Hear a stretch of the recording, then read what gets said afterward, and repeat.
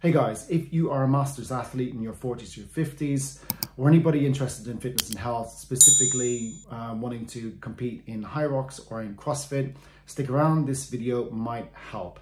So, as a masters athlete in your 40s or 50s, you probably have noticed already, if it hasn't been rammed down your neck, that we are in a state of losing strength. Every year it decreases and our muscle mass decreases and we are becoming more and more feeble with every birthday. You're losing your strength, you're losing your fitness, losing your mojo, losing your will to carry on. What's the point? Well, there is a point. You can mitigate some of those circumstances and still hold on to your strength as best as possible by being a little bit more strategic with how you work out and how you recover, more importantly, from those workouts. So I've set up a week example, a weekly, not a lacking in strength example, that shows how I structure my week as I try and build strength and fitness in the off season of CrossFit. Why should you listen to me? Well, I'm in my 50s. I'm still trying to hold on to strength. I competed last in the masters category, the 50 to 55-year-old category, and got through to the semi-finals this year. Last year, I got as far as the quarterfinals, which was 12 months having broken my ankle and having a couple of pins inserted. So a couple of things on that. One, it is possible to compete at a reasonably high level. And two, even in my 50s, it is still possible to recover from injuries that potentially might be a career ending or game changer for many people. So hopefully that has convinced you to listen to what I have to say and that it might actually work. So let's have a look at what I have come up with. So I've got something that I call a strategic intensity plan. And hopefully my screen is recording and you're seeing this diagram here of my week split up Monday to Sunday. You can see I've got 2 CrossFit sessions, 2 cardio sessions, 1 rest day, and then I have 1 day on a Friday, which is strength and skill, and 1 day on a Saturday, which may be strength or cardio. Now, it doesn't matter what days of the week those fall on, but for me, this is the structure that works for me. So I do CrossFit on Monday and Wednesday, and up the side of this graph in my squiggly line, I should have actually written intensity. So the intensity of the work is going to mean for me that my heart rate hits between 170s to, late 180s. Okay, which is quite high. So on these 2 days, on CrossFit 1, CrossFit 2, I know I'm going to have my heart rate at that high level. So it's pretty tough for me to recover from those workouts. And if I was going to do CrossFit 5 days a week, I would end up sick, ill, or injured. And every time I've tried to up my volume whilst keeping the same intensity, I get sick, I get ill, or I get injured. So I've had to be a little bit more strategic in how I figure this out.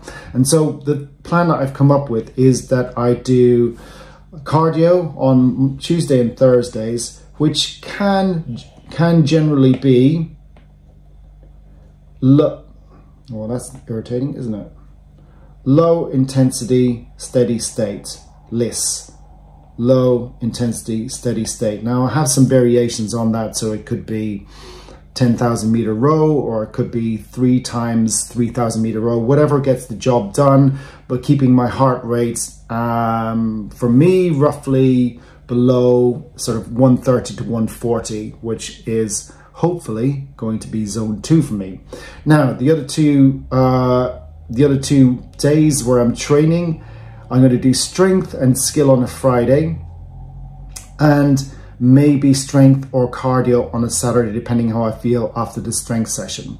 Now, I've purposely put these, the level of the cardio and the strength quite low, because I want to keep the intensity of those days quite low so that I can recover from my CrossFit days. And so with the Saturday strength and cardio day, I know that I can hit it a little bit harder because I've got a rest day coming up on Sunday. So there are 2 and possibly 3 days where the intensity is quite high, as you can see from the graph. And the rest of the time I'm trying to minimize the intensity level so that I can recover. And I found that, you know, if I keep the cardio low intensity and even strength, so not too much intensity, the volume can be reasonable, not too many exercises. So on this strength and skill day, I'm looking at some of the major moves. It might be a clean or a snatch followed by squats or something of that nature, or maybe one of the Olympic lifts followed by some upper body strength. And then the skills can be anything from muscle ups to handstand walking to double unders, or whatever skill I want to focus on that particular day. So I suppose what I'm getting at is that this is kind of a more well thought out structure that helps me achieve my goals, and most importantly helps me recover, because that is the major thing that I find the difficult thing. And we can talk about nutrition, we can talk about sleep, we can talk about supplementation to facilitate or help recovery, but the biggest thing that helps recovery is the time in between intense workout bouts and the the level of intensity that you actually hit each of those workouts. Now, you need a certain amount of intensity to elicit a response. That's the stimulus that elicits the response, but it is all worthless if you're not recovering and getting better. So if your idea to get better at a performance sport is just to beast yourself like 6 days a week, that may work when you're in your 20s and 30s, but as you get older, if you're not recovering from that, that is just leading you downhill. Slowly but surely, you're not making any progress in your strength. You can tell if that's happening or not, and you're not making any gains in your fitness. So overall, it's kind of losing the battles to win the war, being a bit more strategic about how you plan your sessions so that it facilitates the greatest amount of recovery and helps you, I suppose, reap the rewards of all the efforts that you're putting in the gym. Guys, that's just my point of view. This is what helps me. This is what I encourage my clients to do if they are interested in performance or competitions. Hope it helps. If you found it helpful, please like, subscribe, comment. Let me know your experience as well in the comments below.